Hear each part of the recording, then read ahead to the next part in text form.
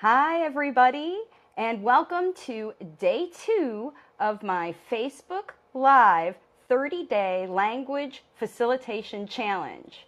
Today's topic is language facilitation in bilingual families. My name is Marcy Melzer, in case you haven't met me before, and I am a speech-language pathologist, an intuitive speech-language pathologist, and I help parents teach their late-talking children how to use the words they need to share their wisdom with the world. And I see a bunch of people are joining me. Welcome to the video. So it's my personal mission to help as many parents as possible teach their children how to use their words to share their wisdom with the world. So what I decided to do, since I had such a great time yesterday coming live for you, I decided to challenge myself to do a 30-day, everyday language facilitation live video for you guys. So every day for 30 days, I'm going to be coming to you live with language facilitation strategies and ideas and things about late talking. And so I don't know, if you think that that's a cool idea, everybody, give me a thumbs up. And that's amazing to know that, something that like this is going to be able to benefit you. So I see more people are coming. So I'm really glad to have you all here. Now, I had to put a little bit of thought in how to put this together because I really want to make sure that I'm bringing content to you that is going to be valuable. There's really interesting stuff that I learn about, but I'm not sure that everything is all language facilitator friendly, and I see a lot of likes about that, so I appreciate it. So what I want to do is I want to make sure that what I'm bringing to you is going to be valuable for you to use as you make decisions about helping your child learn to use words. So I'm going to structure these dailies, just kind of a little bit so that, first of all, I don't get distracted because, I love to talk about this stuff and sometimes I get distracted. And so this way I'm going to be able to bring you good content. So what I'm going to do is every time I come live, I'm going to have a different topic. So like today's topic, we're going to talk about language facilitation with bilingual families. And then every day I'm going to have a different topic like that. And then I'm also going to share some success stories from my language facilitation families because that's what I really can't stop talking about. So you'll be able to, come along for the ride with some of the families that are cranking away and doing hard work and be able to help me with sharing their success. And then I'm also going to, potentially share whatever pops into my intuitive speech pathologist mind. Sometimes I get talking about things and I get ideas. So I'm going to try to stay on topic and help you out as much as I can, but you never know what pops in. So, who knows what could come out of 30 days of this. If that sounds like something that you guys are interested in and something that you're willing to tune in every day and check out. Now, the other thing too is it might change times a day. Thanks for liking that. It might change times a day, but every video is going to be recorded and kept on my Facebook page. So every day you can check it out. If you miss it, you can come back and whatever. But I'm going to tell you this. I really want you to be able to interact with this stuff and with these videos, but as distracted as I am, I need you to do me a favor. And if you have a question or a comment or something like that, we'll continue the discussion after the video down in the comments. And if you have a child who has is a late talker and you want to, you want to know that, what's going on, then send me a private message. So if you have a question about it, when you catch the replay, you can always come back and look again, or you can share it with your friends or whatever. And then everybody who pops in, is going to be able to get it. And there's going to be new content every day for 30 days. And I see a lot of likes about that. So I appreciate you guys coming on the ride with me. This is my mission, is helping families. And this is the way that I kind of do things. Whenever I decide to do something, I jump in and do it all the time till I get good at it, until I get good feedback for people. And so this is my latest challenge, and I'm super glad that you're all along for the ride. All right, so enough about all that. Let's get started with the content, which is really exciting. I got to tell you, this issue about bilingual families is a very hot topic with especially the late talking kids, because it's very common for parents to believe that just because they're using multiple languages in their households, that, that could be a reason for kids to, be delayed in talking. And it's actually not the case. So what I want to tell you about is, first of all, there are super benefits for bilingualism. And actually, before I do that, I got to let you know a couple statistics that I looked up about this. I'm talking to a lot of families as they call me for my free language facilitation strategy sessions, and I'm talking to people from all over the world and all over the country. And I actually have some families that I'm working with right now who are in bilingual families, and they're teaching their kids to use two languages to communicate. So I don't know if you're aware, but in the U.S., 21% of children who live in the U.S. who are school age, between 5 and 17, are using a language other than English in their home. And that comes from the Census Bureau, actually. And then some other information I looked up from the Department of Education in Canada is that in Toronto, where people speak English and French, a lot of people speak both languages there. In that city in Toronto, 31% of children, the population, the whole, I guess everybody, speaks a language other than English or French in their home. So let me see out there, anybody watching me live or anybody who is, even watching the replay, put in the comments, if you're speaking another language in your home, what language are you speaking other than English? Hopefully you speak English, because otherwise you wouldn't understand this. It's not. So anyway, let me know what language you're speaking in your home besides English. So far, I've met families who are speaking Spanish, and families who are speaking French, and families who are speaking Middle Eastern languages, and in addition to English, and sometimes 2 or 3. In fact, I just had a phone call today with a great woman who actually is in a program with me, and she helps people who are expats. So they're people who often have to change country and are living in a country that they don't normally, it's not their home country. And many times those countries have languages, primary languages, other than them. In fact, one of the things that I have to share as far as exciting right now, I have my newest language facilitator mom who just signed up for my program. She has a 5-year-old, and she is in Australia. So she's my first international family, and their original home is Bangladesh, and they've been living in Australia now for 5 years, and she has a late talker, and her late talker has had to learn English, and they have been speaking their home language at home, but they're not so sure about how things are coming together and what's going on. So I know that this is an issue, and that's why I brought it up today, because there are some things that are really beneficial about having a bilingual child and being bilingual. And I'm going to tell you about those first. So here's the first thing. Benefits of bilingualism. The first one, I've got 3.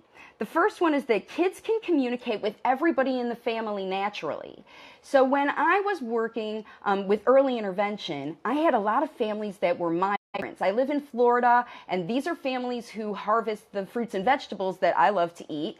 And a lot of times here in Florida, they don't really have to speak English. There are whole communities for the migrant folks, and they have Spanish stores, they have Spanish music, they have Spanish TV and radio and newspaper, and their bosses speak Spanish, so they don't really have any reason to speak English. And I was going to their house to teach their little kids how to talk because they were late talkers. And here I am, look at me. I'm, a blonde gringa chick who, I learned to speak Spanish on translation CDs. So I took a translator with me so that I could facilitate language with the parents, but it didn't make sense for me to teach that child to use English vocabulary if they spent all their time at home with their mom and grandma and other people who just speak Spanish. So I had to learn how to teach that child, 2- and 3-year-olds, how to speak Spanish, even though it's not my primary language. And I showed the moms how to facilitate language in their home language, and then older brothers and sisters or other people or my interpreter or even the kids, when they were trying to communicate with me, they also learned English words. And when they got closer to being school age and transitioning out of the early intervention program into school where everybody speaks English, then we really kind of had to transform and start teaching more English things like ABCs and letters and shapes and numbers and colors. We taught those things in English because those are some core vocabulary that will help bridge those kids between speaking Spanish all the time at home with mom and speaking English all the time at school. Most of the families had schools that had some folks that speak Spanish to help their kids progress. But it's a really good idea to have that mom, even the Spanish mom. So what was so fun about that was I was working on English vocabulary with the child and the mom was watching. And later on when they practiced, the kids were actually teaching the moms the English vocabulary, because these are moms who didn't even, some of them, even know how to read in their own language. And their kids are showing them on the television and the things that they see in the videos and stuff. They're telling their moms the colors in English. And they're teaching their little brothers and sisters too. So it's easy for a family to learn to develop two languages, but there are tricks about it, and there are specific things about language facilitation in two languages that you need to know that'll make it a lot easier for you. So there's seven things. So, we're still talking about the benefits. Kids who are bilingual can communicate with everybody in their family. They can communicate with their mom, they can communicate with their abuela, they can communicate with grandparents, people they don't see often, people they see just occasionally, and they can also communicate, because they're learning both languages, with the people they see every day. So both in school and at home. All right, see? That's how I tell you, get off on tangents like that. All right, so here's another benefit for bilingual kids staying bilingual, especially late talkers, okay? This is a biggie. So if your child is learning Spanish, to speak Spanish with the people in their lives who normally speak Spanish, like my client Carolina, who has a Spanish-speaking nanny and helper in their home, she spends a lot of time with their child, but her primary language is not English, it's Spanish. So she speaks Spanish to her son all the time, and he's learning to speak Spanish with her. Now, his dad, this little guy's dad, is not a native Spanish speaker, he's a native English speaker. So his fun language, his natural language, is going to be English, and he communicates with him. But sometimes they play with Spanish. It just kind of depends on what's going on. So what's great about kids having both languages available is they can work with both people. But if they didn't have, like if he only worked on English with dad and mom, then he would have challenges when he was communicating with the nanny. And then what happens is, when we know late talkers are challenged with communicating, when it isn't fun, they're going to resort back to those nonverbal behaviors that they used when they didn't communicate any words. It's kind of like, for me, I speak enough Spanish to talk to a 2-year-old. But if you took me and plunked me in Mexico, it would be challenging for me until I got my feet, and I wouldn't necessarily want to make eye contact with people and talk to a lot of people, and I would be reluctant to do it. And what would I do instead? I'd use a lot of gestures. I'd write things down. I'd use alternative methods because my Spanish language isn't that good. And that's what a late talker is going to do automatically.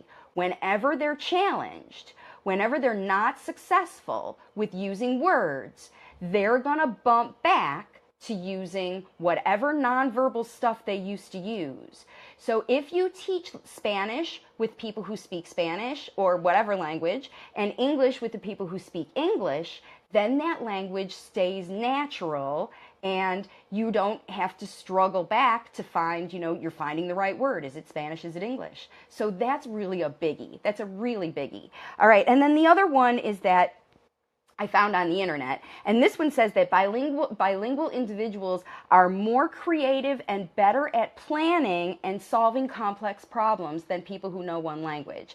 And I know that from, all my neuroscience background and studying over the years, that the more that you use your whole brain and the complex of your brain, you're going to do better. And we know that people who are better at language show better in cognitive abilities. That's why all the testing that they use for little kids, the language and cognitive scores go hand in hand, because language and cognitive scores go hand in hand your whole life.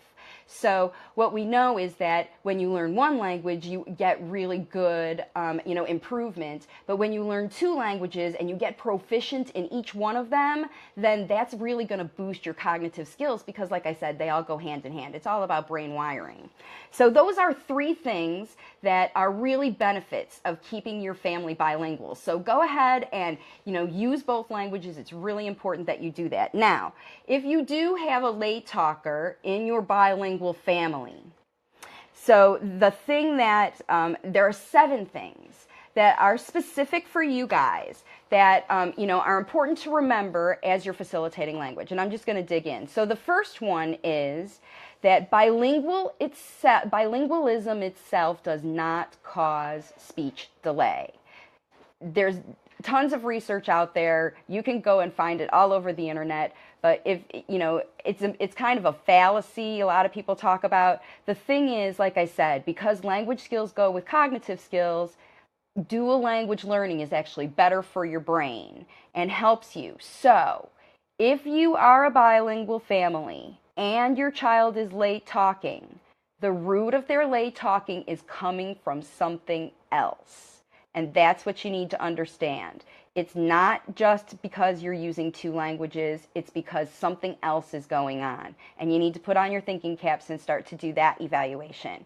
So, and usually late talking isn't necessarily going to catch up easier if there are multiple languages in a household. So it's really important that if your child does have a speech delay and you don't have any plan in action, you're going to see a longer issue if you have more than one family. So bigger improvement as long as you're working on it, but bigger negative as long as you're not working on it. Okay, the next thing is that parents should speak whatever language is natural and appropriate for the situation. So for a mom who speaks 2 languages to their kids, like maybe her first language is Spanish, and whenever she's cuddling and snuggling or waking her kids up in the morning, that's when she likes to speak Spanish to them. But when they're playing with ABCs, or they're talking about their day, or they're talking about the things that they did with English-speaking people, then they speak English. And it's really important for a parent to know when to use both languages. And the way you can tell is what feels natural to you. So like I said, if it feels natural to speak Spanish and you're in Spanish because Spanish is your native speaker when you're in the bathtub or when you're whatever, when you're just cuddle time, then speak Spanish. But if it's a time then you feel like you want to work on English structures and you want to practice English words and sentences and things like that, then, pick your activities and play a certain game in English. I just had this suggestion for my expat mom friend, and I said, her kids have moved from Venezuela to Switzerland, where they had to learn to speak German, and then they had to move from Switzerland to New Zealand, where they had to learn to speak English. And I said, she said, they spoke German for 7 years. I want them to be able to keep that German. And I said, what you have to do is pick a certain time or a certain activity like game night, and you pick a game like Monopoly and you say, all right, now we're going to play this game in German, and everybody's going to speak German. Or tonight at dinner, we're speaking whatever language, whatever they speak in Bangladesh. I can't remember. So anyway, whatever your home language is, pick an activity at a time and say, all right, this is the chance to practice. The only way that you're going to maintain proficiency in a language, any language, is to practice with it. And that's why language facilitation is so important when you're teaching any language, because you have to do it naturally, you have to do it in regular, everyday circumstances, and that's how it sticks. Because it's different than listening to the translation CDs. It's actually learning how to say, I love you in English and Spanish and German, which you need to know how, I think. Especially if you speak all those languages and you live with your mom and dad. All right, so here's the next thing that is important for you to know if you have a bilingual family and a late talker. The parents should only speak the words they know in the languages that they're proficient at, one at a time. Don't, if you can help it, don't use a combination, a Spanglish or, whatever combination of language, if you can help it. Because, it's important that you're modeling the correct language structures in whatever language you're saying. So just stick to one at a time. And if you're not good, if it's your second language and it's still learning and acquisition time, save that for later. Save practicing with new things for later. Get really good at communicating the language that you have, because your late talker's already late talking.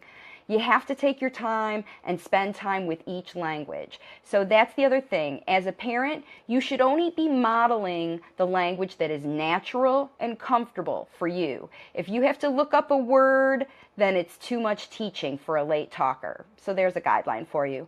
All right, so here's number 4. Kids who are learning multiple languages mix the languages. They all do it.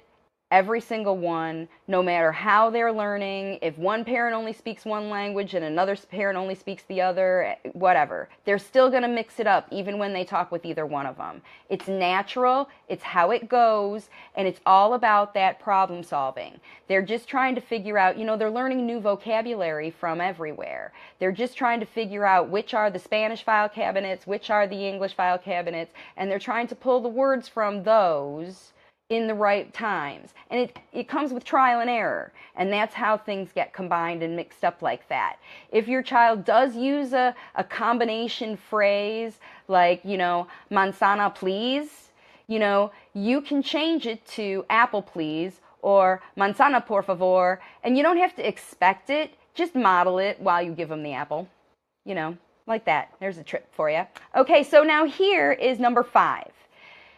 Kids who are developing multiple languages at the same time are going to develop vocabulary at the same rate. So if a child, as a kid who's only learning one language, so if a child is only learning English and they learn 10 words the first week that you start using strategies, that's great. A kid who's learning 2 languages might learn 5 English words and 5 Spanish words. So the total amount gets split up between the languages. Obviously, we can't expect kids to do double duty. So they're still already processing vocabulary, and they're learning that that is a perro, and they're learning that that is an apple. And they're trying to figure out which goes which. That's why it gets mixed. So when they acquire vocabulary, it's going to be the same rate as English-speaking kids, but for all the languages combined.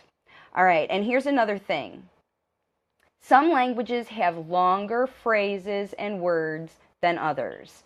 Some words get chopped off easily in slang and other things. So, for example, if you're going to say in English, apple please, in Spanish, manzana por favor, which is a bigger mouthful of stuff. If you're just going to break it down to nothing. Apple please, 3 syllables. Manzana por favor, 6 syllables. So for a child who's not using any vocalization, they're mostly using nonverbal stuff, they have to be simplified. So you're not going to get 2 words, manzana por favor and apple please, at the same rate, because they're just bigger words and longer to do. So whenever you can simplify, of course you do, but you can't have the same expectations based on the language. And you can't compare them. When you learn Spanish, you're learning Spanish. When you're learning English, you're learning English. You're always going to be better at one than the other, particularly in a circumstance. So that's what's important. Okay, now here's number 7. Okay, children who have phonological problems, that's the sound and articulation problems that they have, they're going to have those problems in every language that they practice. So, for example, many children who are late talking because of ear infections and they chop off the end of words. They're going to do that in English and they're going to do that in Spanish. And so it's important when you're teaching new vocabulary that you're listening carefully, because kids are going to approximate words that they try, and you'll have to be listening kind of in the Spanish in the language that you're teaching to see if they don't, because they could mix up things between each other, and it's going to be a little bit more tricky for a more complex word like manzana for a child to say than apple. With a oral motor issue, or, late talking from, some other kind of ear, nose, and throat physiology, things like that. So this is just something else you need to remember when you have a bilingual child who is a late talker. All right, so that was 7 things that, are unique to you guys, you bilingual families. And the great news is that you can facilitate language all the time in both languages, or 3 languages like my other friend is, and you can do that yourself. Now, if you just are joining me, thank you so much for watching my live. Like I said, I'm going every day for 30 days, bringing you language facilitation strategies like I did with this one. If you enjoyed this video, please send a comment down below and let me know that. If you want to know more about bilingual work and you have questions about your own child, put those in the questions or send me a private message. And the other thing is, if you do have a late talker and you want to know more tips and ideas and information and videos and things like that, you can go to my website, which is wavesofcommunication.com, and you can check out all of that information there. I have a free class for parents of late talking children there. And I really appreciate you guys staying with this and watching this video today. If you resonate with this and you think anybody else can benefit from this, please feel free to share this video. And if you know anybody who's interested in checking out the rest of the 28 days in this challenge and checking out all the replays too, because they're all just going to be here on my page, they've got to make a friend request to me. So send them my way, have them make my friend, and they can get notifications whenever I go live every day. You can send me a private message, and you can even contact me with email if you want. My email is Marci, M-A-R-C-I, at wavesofcommunication.com. So, thanks again for joining me today. I really appreciate your attention for this video, and I'm so excited to get all the love from you guys this whole trek. And I'm going to really bring you some amazing stuff over the next month. So I will see you tomorrow. Thanks.